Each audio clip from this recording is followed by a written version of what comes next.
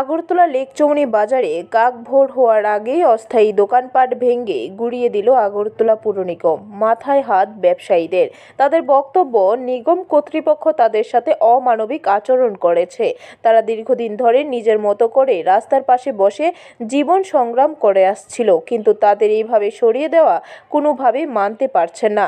নিগমের এই ধরনের ভূমিকায় অত্যন্ত হতাশাগ্রস্ত অস্থায়ী ব্যবসায়ী মহল। তারা বহু বছর ধরে এখানে ব্যবসা করে আসছে, তাদের মুখের ভাত কেড়ে নিয়েছে বলে দাবি করেন।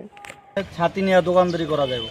তারপরে এখানে বাঁশের চাল দেওয়া ছিল, বাঁশের খুঁটি দেওয়া ছিল। কালকে মিউনিসিপ্যালিটি থেকে কিছু পুলিশ আইছে, পুলিশ আওয়ার পরে তারা কয়ে গেছে যে বাঁশের কোনো চাল বা খুঁটি দেওয়া যাইতো না, তো এটা সরানো হোক। তো আমরা দুপুরের মধ্যে সরাই দিছি।